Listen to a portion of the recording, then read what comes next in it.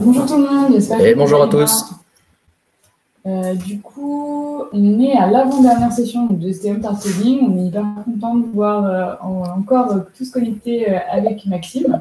Je vais couper mes sons de notifs. Ah, pareil. Salut Agathe, salut Dan, salut Anne-Charlotte, salut Marion. Voilà, bonjour à tous. Aujourd'hui, on continue notre petite session de programmation avec Ruby. Donc, le but, c'est qu'on aille un petit peu plus loin dans les notions.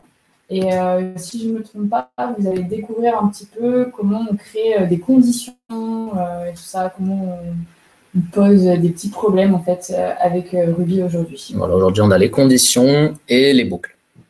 À voir. C'est un petit programme.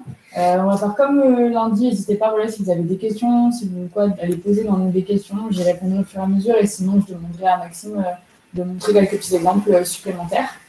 Et du coup, je te laisse la main, Maxime, pour démarrer. Alors, je vais partager mon écran. Est-ce que vous nous entendez tous bien? Super. Bon, bah, c'est top. Ok.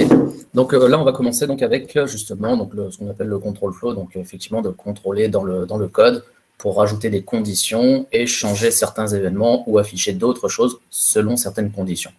Donc pour ça, hein, très facile, ça va se lire très simplement, c'est la condition if. Donc if, qu'est-ce qu'il fait? Il vérifie en fait si la condition est vraie. À ce moment-là, il exécute le code. Donc là, on va faire un petit exemple tout simple. On est ici, hop, et là, voilà.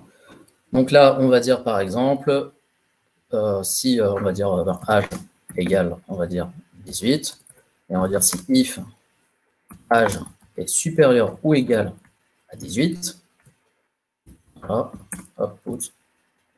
Est-ce que tu peux zoomer un petit peu aussi comme voter. Ah ouais. Ah oui, c'est vrai qu'on voit pas très bien. Mardi, parce que du coup c'est un peu petit. Ouais, et pareil dans le terminal aussi. Yep, je vais le faire de suite. Ah, je l'ai fermé? Non, il est en bas, je crois. Il est passé. Ah, il est derrière, je crois.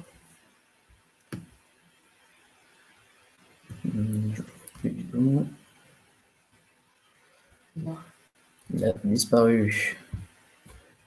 Alors, on va faire ça. On va ouvrir le terminal. Alors, pourquoi il s'est barré? Voilà. Est-ce que c'est un peu mieux déjà? Ouais, super. Je pense que c'est mieux. Vous nous dites si c'est pas assez, mais je pense que là, ça doit être mieux. Voilà.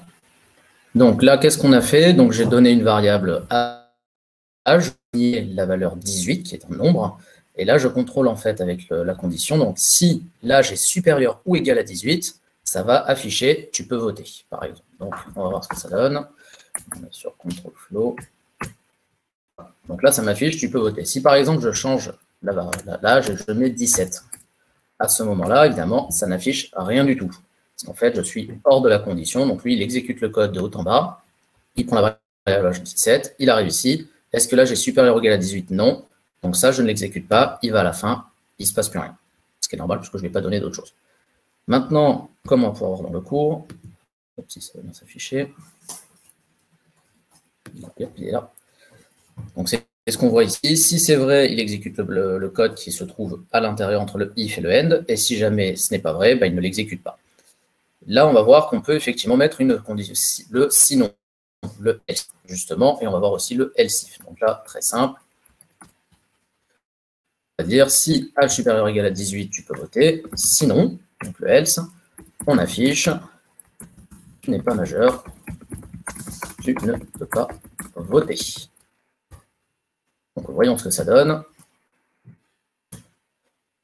Là, avec 17, effectivement, je ne suis pas à 18, donc il passe sur la deuxième condition, enfin sur la deuxième partie, donc le sinon, il m'a dit, bah non, tu ne peux pas voter, tu n'es pas majeur, très simplement. Voilà. Si par exemple, nous voulions mettre plusieurs conditions, par exemple, on pourrait dire else if âge. Là, vous voyez bien, je mets un double égal, parce que le égal veut dire l'assignation, double égal veut dire qu'on compare. Donc on va dire 17, hop, on va remettre un else pour toujours là, et ici on va dire tu ne peux pas encore voter, mais non. Donc là, on voit qu'en fait, j'ai mis une deuxième condition qui est justement si l'âge est égal à 17, vaut 17, à ce moment-là, on affiche autre chose. Donc, par exemple, voilà, tu ne peux pas encore voter, mais plus qu'un an. Donc, on voit que j'ai mis une double condition. Si jamais, par exemple, je passe par contre à 16, on retourne dans le else, tu n'es pas majeur, tu ne peux pas voter. Faites très attention sur le fait que l'ordre, si vous en mettez plusieurs des else-if, l'ordre a beaucoup d'importance. Dans le sens où, si jamais on voulait mettre un autre else-if, par exemple, et qu'on se dit, on va mettre else-if âge égale 16, par exemple, on va vouloir afficher 16 ans, par exemple. Si jamais je fais ça, il faut penser que lui, si jamais ça c'est vrai, il va s'exécuter avant tout le reste. Donc par exemple, c'est pas un bon exemple ça, mais si jamais par exemple je dis inférieur à 18, hop, voilà. Si on veut par exemple qu'à 17, ça nous affiche tu ne peux pas encore voter, mais plus qu'un an. Et qu'inférieur à 18, on marque tu n'as pas 18 ans. Voilà. Lui, il exécute le code dans l'ordre. C'est-à-dire qu'en fait, si on veut qu'à 17, il nous affiche tu ne peux pas encore voter, mais plus qu'un an, lui, il va d'abord contrôler celle-ci, donc âge supérieur ou égal à 18. Ensuite, il exécute celle-ci, et 16 est bien inférieur à 18. Enfin, 17 est bien inférieur à 18, donc même pas il teste celle-là. Il exécute uniquement là où d'un seul coup la condition est vérifiée. Si on veut absolument que l'âge de 17 soit vérifié avant, il faut la placer avant l'âge inférieur à 18. Si vous voyez ce que je veux dire. Et enfin, toujours pareil, le else pour dire que si jamais ça ne remplit aucune des conditions, on marque autre chose. Tout simplement. Est-ce que déjà, pour ça, il y a quelques questions? Ou est-ce que c'est assez clair? Alors, moi, j'en ai pas de mon côté. Je pense qu'on est bon. Très clair. Allez, on va continuer. Donc, on a vu le if, else, else if. Maintenant, l'inverse du if, qui est le unless. Donc, comme vous voyez, en fait, on vérifie en fait, si la condition est fausse. Donc, ça revient à peu près à la même chose que le if, dans le sens où vous pouvez mettre unless âge supérieur ou égal à 18. Là, on peut reprendre ce qu'on a marqué. Tu peux voter. Voilà. Hop, ça. Je vais commenter le temps 2. Voilà. Donc là, j'étais à 17. Donc, si je lance... voilà, vous voyez, donc... D'ailleurs, c'est tu ne peux pas voter, puisqu'on est sur le NS, tu ne peux pas voter. Donc là, qu'est-ce qu'il contrôle, en fait? Lui, ce qu'il se dit, c'est tant que l'âge n'est pas supérieur ou égal à 18, j'affiche ce qu'il y a entre le unless et le end. Donc, vous voyez qu'en fait, on utilise presque la même chose, simplement là, j'ai dû changer à l'intérieur. Ici, j'ai changé le put, mais si jamais je voulais garder comme tout à l'heure le tu peux voter, il fallait juste que je fasse inférieur à 18. Donc, unless âge inférieur à 18, on affiche tu peux voter. Donc là, effectivement, du fait que c'est 17, il ne se passe rien. Si je mets 18, qu'est-ce qui va se passer? Il va marquer tu peux voter, parce que ce n'est plus juste inférieur. C'est égal à 18, et nous, on veut strictement inférieur à 18. Voilà. Le unless, c'est juste, en fait, la même chose qu'un if, mais à l'inverse. Donc, on ne contrôle pas si la condition est vraie, on vérifie si la condition est fausse, en fait. Est-ce que c'est clair pour tout le monde, le unless?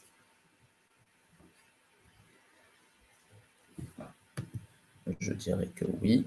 On est bon. Parfait. Alors, on continue. Donc, les opérateurs, justement, comme je vous disais, le égal pour comparer deux éléments. Donc, c'est bien une comparaison qu'on fait.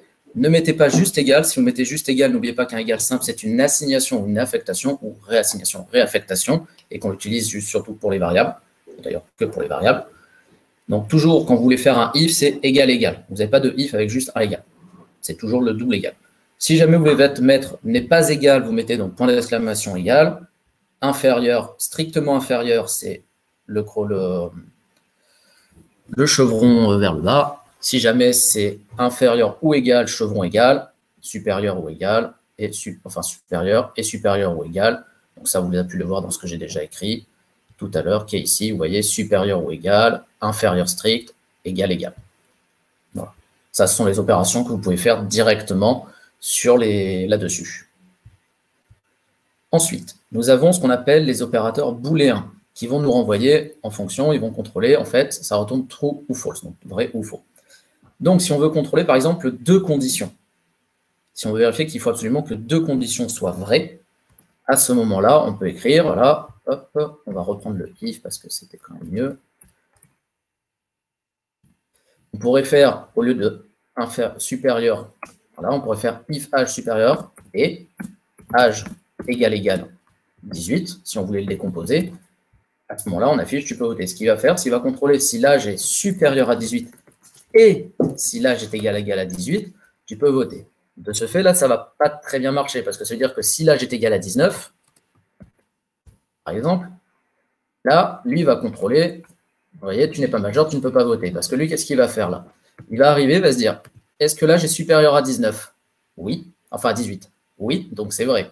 Et, donc il faut que les deux soient vrais. Âge, est-ce qu'il est égal à 18? Et non, il vaut 19. Donc en fait, on a un vrai et faux. Si c'est vrai et faux, ça veut dire que c'est faux. Donc lui, il passe à la suite. Âge inférieur à 18, c'est pas vrai. Égal 17, c'est pas vrai. Donc il arrive là, tout simplement. C'est là où en fait, on a le deuxième opérateur qui est à la place du et. C'est le ou. Donc le et, vous avez vu, c'est deux fois le symbole et en fait. Et pour le ou, c'est le double bâton. Double bâton, c'est-à-dire qu'il doit vérifier en fait si au moins l'une ou l'autre est vraie. À partir du moment où au moins une est vraie, ça passe. Ça veut dire que tout est vrai pour eux. Et là, si on réessaye, là, je n'ai pas sauvegardé, forcément, ça ne marche pas. Voilà. Et là, il me dit que tu peux voter. Effectivement, l'âge étant égal à 19, il est au moins vrai pour l'âge supérieur à 18. Par contre, il est faux pour l'âge étant égal à 18. Mais vu qu'une des conditions est vraie, ça passe. Voilà, retenez bien. Et pour vérifier que deux conditions soient vraies, alors deux ou plusieurs, vous pouvez en enchaîner autant que vous voulez. Ça, c'est possible. Et ou, pour vérifier qu'au moins une des deux soit vraie. Selon votre programme, vous allez avoir besoin que des fois deux conditions soient vraies ou plus, ou ça soit en fait l'une ou l'autre, peu importe, du moment qu'une est remplie, à ce moment-là, vous pouvez afficher la suite. Est-ce que pour les opérateurs et ou, c'est clair? On est bon. On est bon? Attends, une petite question. Où trouver le double bâton sur le clavier? Alors, pour ceux qui sont sous Windows ou Linux, donc avec un PC classique, vous avez en fait, c'est Alt-GR et la touche 6. Et pour les autres? Et pour Mac, bah là, je vais laisser quelqu'un qui a Mac le dire. C'est Option Shift L. Voilà.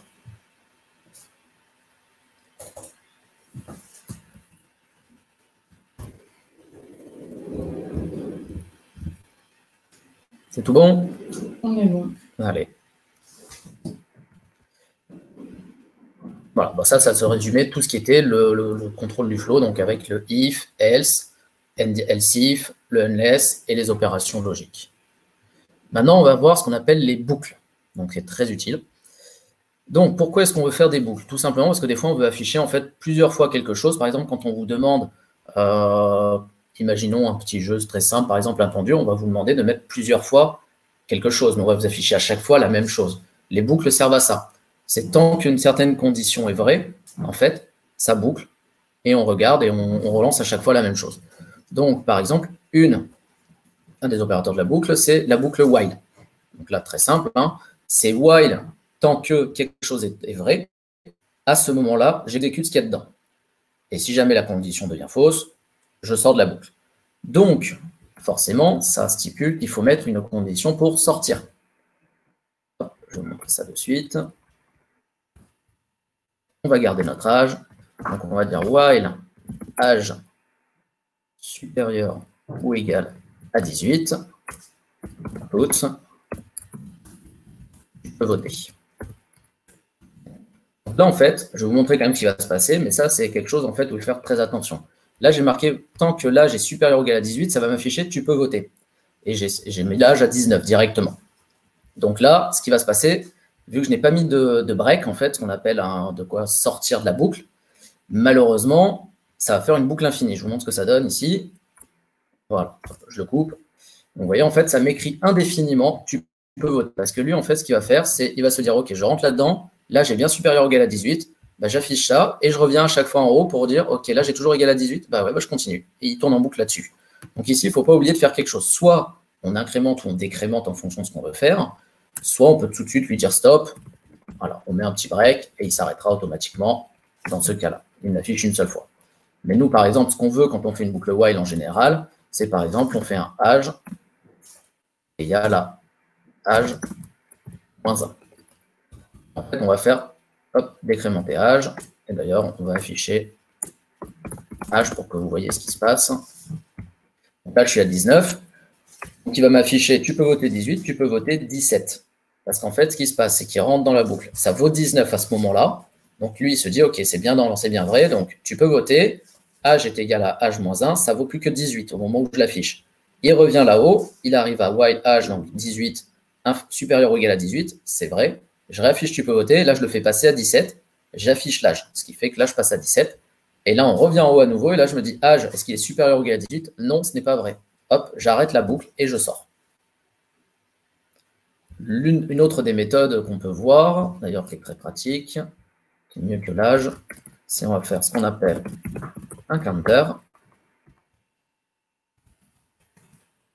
On va compter de 1 à 10.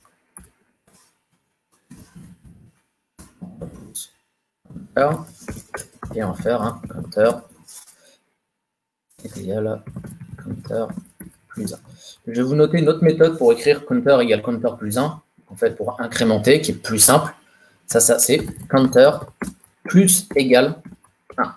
En fait, le plus égale 1, ça signifie, en fait, ça revient au même que d'écrire la ligne qui est au-dessus. Ça fait exactement la même chose. Ça veut dire qu'en fait, le plus signifie pour lui, en fait, qu'en gros, c'est tu incrémentes de 1 la variable que je t'ai donnée à côté, qui est counter en l'occurrence. Donc, on peut faire la même chose avec moins, on peut faire la même chose avec fois, ça marche aussi. On peut faire la même chose avec beaucoup d'opérateurs logiques. Donc ça, je vais vous le mettre en commentaire juste à côté pour qu'en fait, vous en souveniez. Voilà, ça veut dire que c'est exactement la même chose. Là, par contre, on va déterminer counter, on va le faire partir de 0. Voilà. Donc, while counter inférieur à 10. On va lui faire afficher counter et on va augmenter le compteur de 1. Si je lance, vous voyez, j'ai fait une erreur. Ah bah oui, forcément. Si j'ai pas mis mon égal, ça marche moins bien. Voilà, donc là, il m'affiche 0, 1, 2, 3, 4, 5, 6, 7, 8, 9, parce qu'effectivement, je ne lui ai pas dit égal à 10, je lui ai mis que inférieur. Donc, j'ai compté de 0 à 9. Si jamais je voulais prendre 10 en compte, il fallait que je mette égal à 10 pour que là, il puisse l'afficher également. Ça, c'est pour la boucle while. C'est clair pour tout le monde pour la boucle while? Oui. OK. Ensuite, donc, on va voir la boucle until. Ça revient quasiment au même. Comme le unless tout à l'heure, en fait, il vérifie si la condition est fausse. Donc, unless counter supérieur ou égal à 10, j'affiche ce qui se passe là-dedans. Si je le lance, bon, bah, il affiche que 0, puisque c'est égal qu'à 0, effectivement. Hop.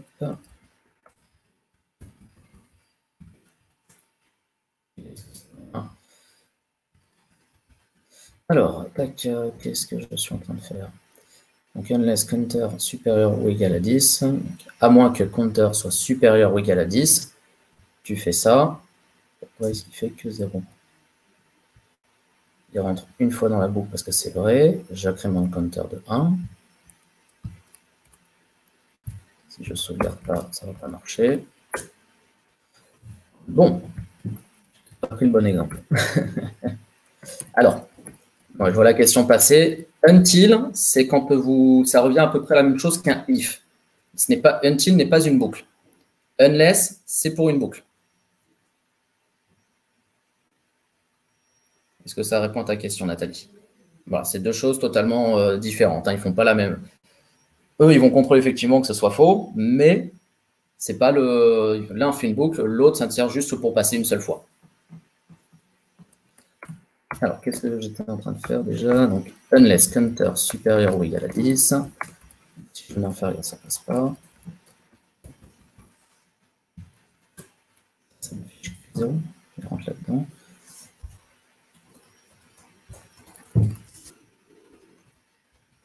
Tac.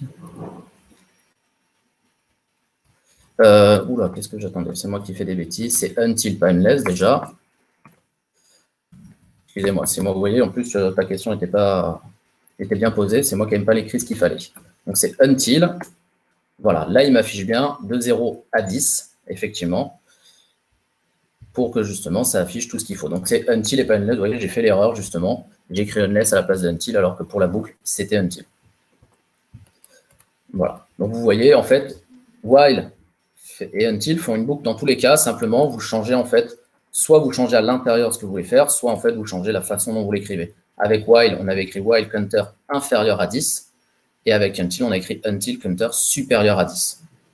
Pour justement que ça fasse exactement la même chose. Voilà. Toujours, en fait, se dire while true, en fait, il contrôle qu'à chaque fois ce soit vrai. Et until, c'est tant que c'est faux, bah, il continue. Est-ce que c'est clair pour tout le monde? Oui, on est bon. Alors, petite chose à savoir avec Ruby. Ruby est un langage qu'on appelle trophy. C'est-à-dire qu'en fait, pour lui, tout est vrai.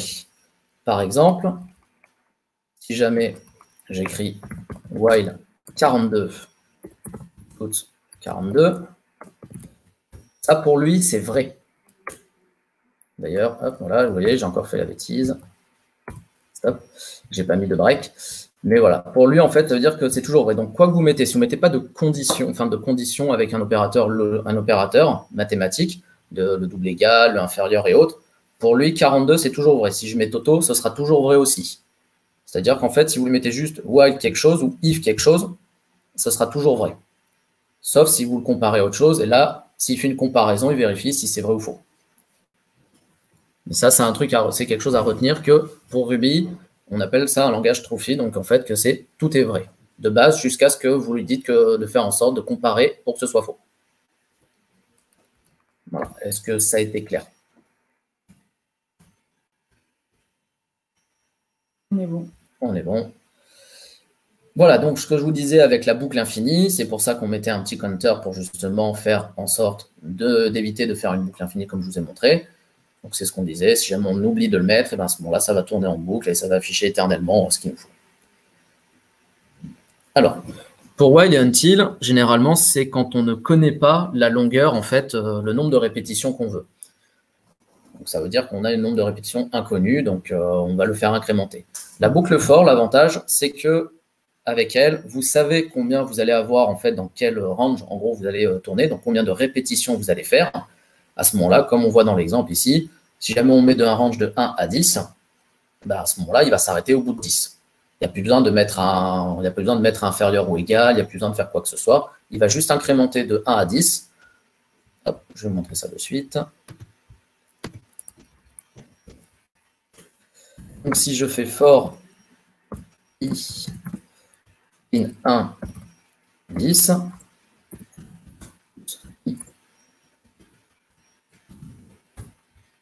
si je ne me trompe pas de langage, je crois que ça s'écrit comme ça, voilà.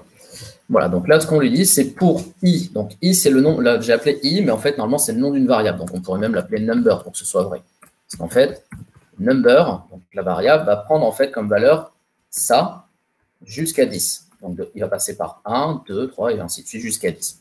Donc, lui, en fait, il va s'incrémenter tout seul avec la boucle for. Mais ça veut dire que pour la boucle for, on sait exactement combien de répétitions on va faire. Et c'est toujours ce qu'on appelle une range, c'est-à-dire de l'un jusqu'à l'autre. Donc là, par exemple, vous avez pu voir en fait aussi dans le cours, il y avait aussi 3 petits points. Donc si je mets que 2 points, il va prendre de 1 à 10 inclus. Si je rajoute un 3e petit point ici, il va prendre de 1 à 10 non inclus. Donc là, il va m'afficher que de 1 à 9. Voilà, ça c'est pour la boucle for. Est-ce que la boucle for, c'est clair? Alors, on a 2 petites questions. Oui. Je pense que tu es... Ah oui, comment sortir d'une boucle infinie quand on a lancé le programme? Alors, pour un clavier Windows et Linux, c'est CTRL-C pour couper le programme. Et je crois que sur Mac, c'est commande C. Ah bah commande C ou pomme C, je ne sais plus lequel des deux. En fait. Je ne sais plus lequel fait le contrôle sur Mac, mais ça revient au même. C'est pomme C, effectivement, ou commande C, un des deux. Voilà, et ça coupe le programme, c'est ce qui se passe au-dessus. Là, moi, justement, quand il marque, il sait effectivement interrupt, et ça permet de couper automatiquement tout ce qui se passe. Même si vous voyez, par exemple, vous verrez plus tard, si vous avez un programme qui commence à être long par rapport à ce que vous êtes censé avoir fait, vous pouvez le couper comme ça en faisant un CTRL-C au cas où. Et la deuxième question. C'était par rapport au toolsy de Ruby. Oui. Mais je pense ce qu'on peut faire, c'est, Sébastien, on peut t'envoyer un lien d'un article lié à ça, où tu auras plutôt des petits exemples et tout ça. Je pense que ça peut être plus intéressant. Et que de partir dans le détail, etc. Là, je vais en chercher rapidement sur Internet. J'en ai trouvé, donc on te les enverra. Ouais. On vous les postera sur le Slack. Voilà, en fait, le but du jeu de te dire que c'est Trophy, en fait, c'est de se dire que si jamais vous mettez juste un if Toto, par exemple, une chaîne de caractères, lui, il va dire que c'est vrai. Là où certains langages, ils pourraient dire tout de suite c'est faux parce que eux, ils sont par exemple à l'inverse. Ils pourraient, je ne sais pas s'il y en a un, mais je crois que ça doit exister, un langage où tout est faux, et jusqu'à ce que tu dises que ce soit vrai. Sinon, on n'appellerait pas ça un langage Trophy. Voilà, c'est surtout ça qu'il faut retenir, que si jamais tu ne mets pas une condition claire avec des opérateurs mathématiques comme égal, inférieur tout court et autres, ben pour lui, ce sera toujours vrai. Voilà, il faut juste faire attention à ça. Alors, on va passer à la suite. Le next. Alors, le next, il est pratique dans le sens où vous voulez éviter justement certaines steps en fait dans une boucle, par exemple dans une boucle for, comme là on voit dans l'exemple. On va le prendre chez nous. Hop, ça y est, c'est là. Voilà, on disait for number compris entre 1 et 10, on va remettre 10 inclus, on imprimait le nombre. Maintenant, ce qu'on va faire, c'est qu'on va faire un next, if, donc là on met une condition, next c'est toujours avec une if. Si vous mettez juste le next tout court, bah forcément il va passer toujours au suivant jusqu'à sortir, il ne se passera rien. Là, par exemple, si j'y vais comme ça, bah, il ne me fait rien. Lui à l'intérieur, il passe bien dans la boucle, mais à chaque fois il voit le next en premier, donc il n'affiche pas. Donc là on fait un next if, par exemple, i est égal, on va dire 2, par exemple. Donc là, en fait, ce qui va se passer, hop, j'ai fait.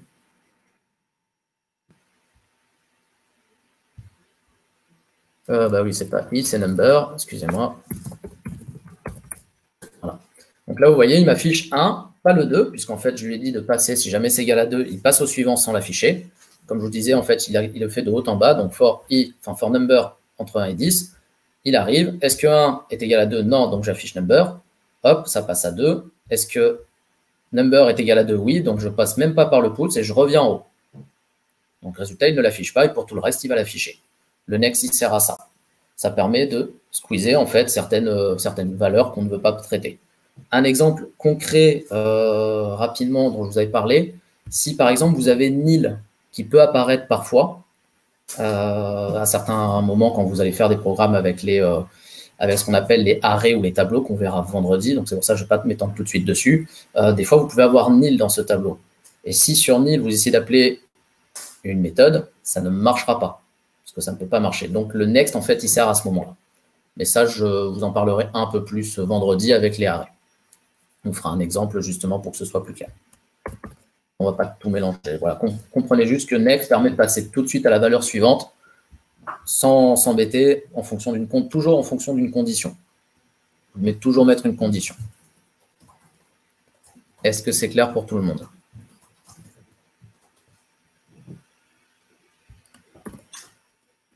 On a l'air bien. On a l'air bien. Ouais. Eh ben, on continue.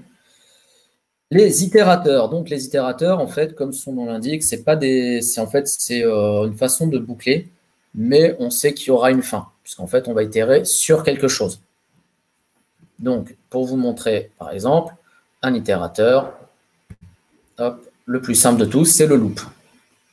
C'est effectivement une boucle, c'est un simple itérateur, tout simplement. Là aussi, on en revient toujours pareil. Le loop, en fait, il va nous dire, bah, je boucle là-dessus, donc il ne faudra pas oublier de mettre un break, justement, pour le couper, pour éviter qu'il ne fasse encore à l'infini. Hop, donc do and c'est world. On va le commenter. Voilà, donc là, par exemple, si je le mets, bah, boucle infinie, encore une fois. Donc, on est obligé de mettre un break. Tout simplement. Si on met un break simple, ça ne fait qu'une seule fois. Toujours pareil. Là, si jamais vous voulez, par exemple, afficher de 1 à 10, vous pouvez, en mettant justement, par exemple, on va dire, hop, on refait un counter. est égal à 0. Do counter égal à counter plus 1. Et là, on fait un break if counter égale 10, par exemple. Donc là, il va nous afficher de 0 à 9, tout simplement. Ça revient au même que de ce qu'on a fait tout à l'heure avec le while ou le ns, on a fait un compteur et autres. La seule différence, c'est que là, en fait, c'est le plus simple, loop. Vous faites une boucle et vous mettez juste un break selon une certaine condition, tout simplement. Voilà, si je reprends ici, normalement, il va nous dire, voilà, pareil, quand on utilise le loop, il faut marquer par contre break, tout simplement, et ça va break en fonction d'une certaine condition. Voilà, c'est ce qui s'est passé ici, tout simplement. Alors, le each, le each, lui, se fait sur ce qu'on appelle justement un arrêt. Donc, je vais vous le montrer rapidement, mais on va pas s'étendre sur les arrêts. Mais en fait, ça permet de passer sur chaque élément d'un tableau. Donc, par exemple, on va prendre un tableau, on va l'appeler arrêt, c'est égal donc 1, 2, 3, 4 et 5. Donc là, en fait, j'ai ce qu'on appelle un tableau qui contienne 1, 2, 3, 4 et 5 séparément. Pour le each, par exemple, en fait, on fait un arrêt.each. Donc, pour rappel rapide, ce qu'on appelle justement, donc ici, arrêt, c'est ma variable. Donc, ça veut dire que sur le tableau 1, 2, 3, 4, 5, j'appelle une méthode qui s'appelle each et qui va en fait itérer sur chaque élément du tableau l'un après l'autre. Donc, 1, 2, 3, 4, 5. Do. Là, on va l'appeler number.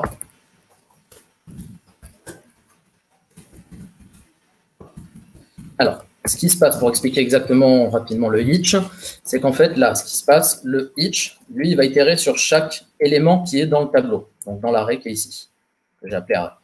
Number, c'est pour dire qu'en fait, j'attribue à chaque élément va être en fait stocké dans une variable qui s'appelle number, à ce moment-là, pour justement l'utiliser ici à l'intérieur du bloc et en faire ce que je veux. Donc, par exemple, ici, si je fais ça, ça m'a affiché 1, 2, 3, 4, 5. Mais number va changer de valeur à chaque fois que ça va passer. Donc, il va passer sur le premier élément qui est 1. Il va le mettre dans number. Donc, number vaut 1. Il affiche number. OK. On est toujours dans le each. Donc, lui, il sait qu'il a 1, 2, 3, 4, 5 éléments. Donc, il sait qu'il va tourner 5 fois. Donc là, hop, il revient. Il dit maintenant, ça vaut 2. Donc, number va valoir 2. J'affiche number. Et ainsi de suite. 3, 4 et 5. Voilà. Le each, on en parlera un peu plus. J'en reparlerai, à mon avis, lorsqu'on va traiter les arrêts vendredi. Il est là, donc j'en parle puisque c'est un itérateur, mais on en parlera un petit peu plus vendredi quand vous verrez ce qu'est un arrêt, comment ça se construit et comment ça se gère. Vous allez voir que cette méthode each est très utilisée, même dans beaucoup de langages, c'est très proche, hein, tout le monde l'appelle quasiment each ou proche, et c'est très utilisé parce que ça permet justement d'itérer sur ce qu'on appelle un arrêt. Mais on ne va pas trop s'étendre sur les arrêts tout de suite. Voilà, donc c'est ce qu'on vous dit, en fait, la collection name, en fait, c'est ce qu'on appelle un arrêt, donc c'est une collection. Bon. Est-ce que c'est clair pour tout le monde pour le each? Sinon, de toute façon, comme je disais, j'en reparlerai vendredi quand on va traiter les arrêts. J'ai l'impression qu'on est plutôt bon. On est bon, je crois. OK. Alors, maintenant, un autre itérateur qui est le times. Ça veut dire que ça, on sait exactement combien on va itérer 2 fois dessus. Donc là, c'est très simple, hein, je vais m'en mettre là. Par exemple, on va dire que je vais itérer 10 fois, 10 times, do, puts, hello. Voilà, là, il m'a affiché 10 fois hello. C'est aussi simple que ça. Donc là, en fait, on sait exactement combien on veut afficher 2 fois quelque chose. Ça, c'est rien d'extraordinaire pour celui-là. Ça reste un itérateur, il itère au nombre de fois là-dessus. Est-ce que pour le times, c'est clair aussi?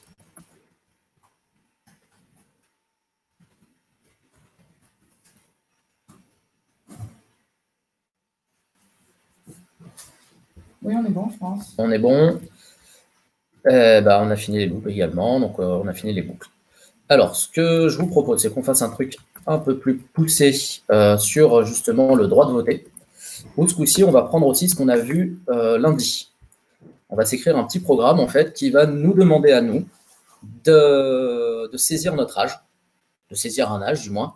Et en fonction de cet âge, il va nous retourner quelque chose. Et tant qu'on ne mettra pas l'âge, par exemple, supérieur à 18, il va nous redemander l'âge.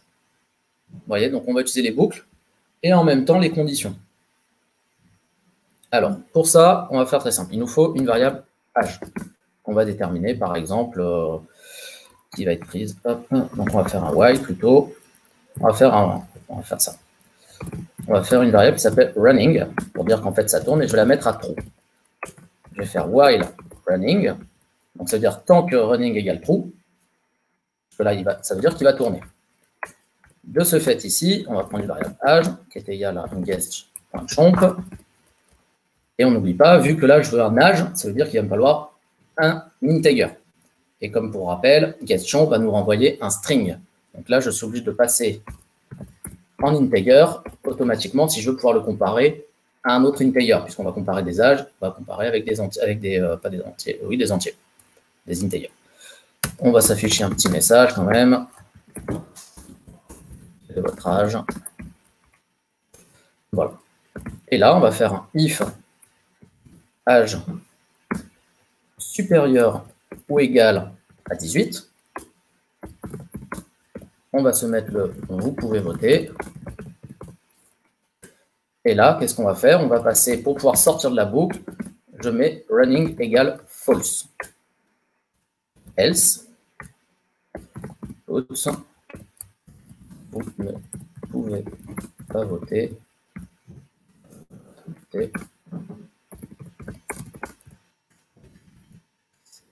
C'est-à-dire notre âge. Non, hop, on peut venir trouver là-dedans. Il me manque un end. Alors, donc là, si je le lance, quel est votre âge? Donc on va dire par exemple, là je vais mettre 13. Il me dit, vous ne pouvez pas voter, merci de saisir notre âge, et il me redemande mon âge. Donc là, ce qui s'est passé, donc running égale true. Donc tant que c'est vrai, donc tant que running égale true, bah, je continue. Donc je demande l'âge, je mets dans une variable âge la donnée que va me donner l'utilisateur, et en même temps, tout de suite, je le transforme en integer pour pouvoir le comparer à justement un integer également. Il arrive ici, il regarde si l'âge est supérieur ou égal à 18, moi j'ai mis 13, donc forcément il me dit bah non. Donc il va faire le else, vous ne pouvez pas voter. Il sort du if, donc hop, il sort du if, il arrive là. Et ici, il se dit, bah moi au final, running c'est toujours égal à true. Donc je reviens au-dessus, running est toujours égal à true, bah, je redemande. Donc là, tant que je mets un âge inférieur à 18, bah, il va me dire que c'est pas bon. Donc si je mets 12, il me remet la même chose. Par contre, si je mets 18, hop, vous pouvez voter, running égale false. Donc là, il passe ici, âge supérieur ou égal à 18. Il me dit que je peux voter. Running, donc la variable running, je la fais passer à faux. Là, il sort du if, il arrive ici, il remonte. Ah, ben, running est égal à faux. Eh ben, alors, j'arrête le programme, je ne tourne plus dans ma boucle et je sors. Tout simplement. Est-ce que ce petit exercice est clair pour tout le monde? Est-ce que vous avez des questions peut-être sur cet exo? Parce que là, du coup, ce qu'on a fait, c'est qu'on a mis en place, on s'est vraiment servi de ce qu'on a vu sur la session de lundi, et on a ajouté ce qu'on a vu aujourd'hui, quoi. Oui, c'est très clair. Voilà, de toute façon, après, je vous mettrai tout ce code-là au propre. Quand vous l'aurez sur Replit, n'hésitez pas à vous amuser. Là, j'ai mis while avec if. Si vous voulez vous entraîner, vous savez comment ça doit retourner les choses. Vous pouvez vous amuser à utiliser until, unless, pour voir est-ce qu'on ne ferait pas une boucle for, par exemple, en se disant tu as le droit de mettre que 10 fois l'âge. Ça veut dire for 1 à 10, 1 à 10, ben, on continue et finalement, ben, au bout de 10, on zappe. Là, j'ai mis tant que c'est vrai, mais j'aurais pu mettre une boucle avec, par exemple, counter égale 1, et tant que counter est inférieur à 10, je continue de tourner, et à chaque fois qu'on rentre un mauvais âge, j'incrémente counter de 1. Et à ce moment-là, bah, dès qu'il atteint 10 fois, on peut dire, bah ouais, vous n'avez jamais donné le bon âge, donc c'est fini. Voilà. Donc voilà, il y a plusieurs façons, vous voyez, pour faire quelque chose. Là, je l'ai fait d'une manière très simple, mais vous pouvez le faire de d'autres manières différentes qui sont aussi très simples et qui sont très pratiques. Tant que vous avez une certaine logique quand vous faites la chose, tout se fait facilement, vraiment.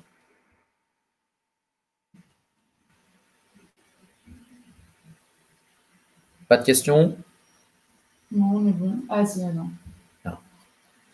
Marion qui demande, peut-on mettre des else if avec des while, par exemple un message si 18 ans pile, un autre, c'est plus de 18 ans. Bien sûr. Voilà. C'est vraiment modulable en fait. Regardez ici, à la place de mon if âge supérieur à 18, else if âge égal 18, comme j'avais fait sur l'exemple du dessus.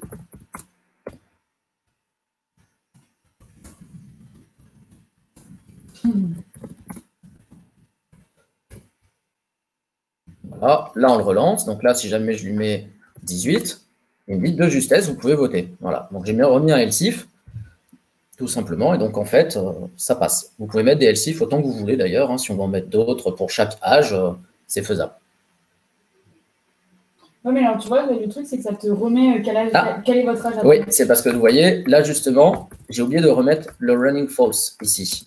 Parce qu'évidemment, mon running égale false, je ne l'ai mis que dans l'âge supérieur à 18. Et j'avais oublié de le mettre sur l'âge égal 18. Donc effectivement, lui, à ce moment-là, running est toujours vrai. Hop, il retourne au début. Donc c'est un petit oubli de ma part là.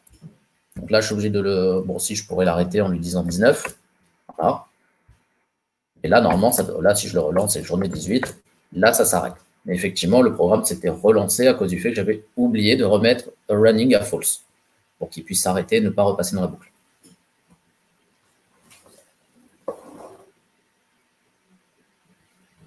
Ok, super. D'autres questions? On est bon. Est-ce qu'on a d'autres contenus ou pas? Non, c'était tout. On n'avait que ça avec les boucles. Il y a Cécile qui demande, est-ce que running égale vrai au départ est obligatoire? Alors, vous avez plusieurs solutions, comme je dis. Dans mon cas, moi, je l'ai fait comme ça. Donc, je suis obligé de mettre comme ça. Maintenant, si vous voulez, vous pouvez faire un while true, tout simplement, c'est-à-dire tant que c'est vrai. Il va faire tout ça. Et ici, vous faites juste un break. Ça marche aussi. Et là, pareil. Là, moi, je trouve le côté hyper intéressant du dev. Si je mets 10, il me redemande mon âge. Là, en fait, il revient, il est toujours true. Et si je mets 18, de justesse, il break, il sort. C'est vraiment genre le côté vraiment hyper intéressant du développeur, et enfin du métier de développeur, c'est que chacun va avoir sa propre réflexion et sa propre manière de coder. Et du coup, vous allez vous rendre compte que ça se trouve, Maxime, il l'aurait fait d'une certaine manière. Il y a sûrement une manière de le faire plus rapide. Il y a sûrement une manière de le faire de manière plus efficace, ou même de beaucoup plus détailler les éléments, en fait. Et du coup, chaque développeur va avoir sa réponse. Et après, c'est hyper intéressant de communiquer entre les développeurs et de voir quelle est la meilleure manière, quelle va être la manière la plus efficace pour résoudre un problème et pour lancer un programme. En sachant que même des manières efficaces, il n'en existe pas qu'une seule. Ouais. Il en existe plusieurs. Il y a certaines manières, certains vont vous dire, oui, mais celle-ci, c'est la plus efficace. Ouais, mais je suis sûr qu'on peut trouver une manière aussi efficace que celle que tu as fait. Et pourtant, ça marchera aussi. Donc ça, c'est hyper intéressant et vous allez voir... c'est un peu infini après derrière, vous pouvez tout le temps améliorer votre code, tout le temps le rendre plus efficace, le rendre plus performant. Plus joli, plus lisible. Joli, plus lisible. Voilà, il y a plein de manières de faire. Ok, alors on a une session qui est un peu plus courte aujourd'hui. Je ne sais pas si vous avez des questions, puisqu'il nous reste 15 minutes. Est-ce que vous avez d'autres questions? Même sur des choses de lundi que vous avez vues et qui ne sont plus très claires, que vous souhaitez peut-être revoir rapidement, on peut le faire maintenant, il n'y a pas de problème. Parce que je crois que vendredi, la session, même si c'est qu'1 heure, il y a quand même un peu plus de choses à voir.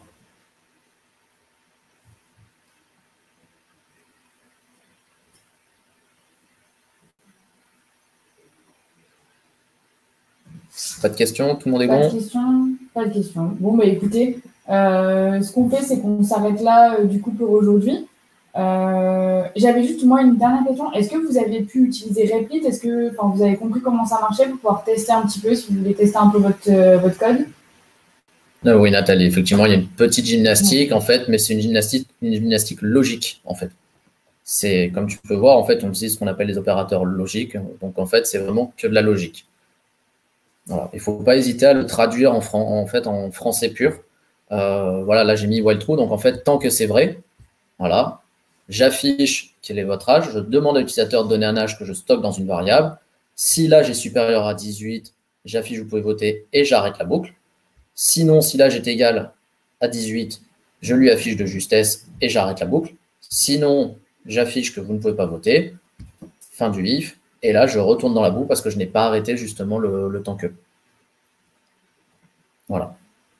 Vous pouvez le traduire en français et en fait, tant que vous l'avez en français dans votre tête, après, il faut juste réussir en fait à le traduire en langage Ruby. Mais vous verrez qu'à force de pratiquer, en fait, ça vient naturellement. Ok, super. Bon, passez une bonne journée. Bonne journée à tous.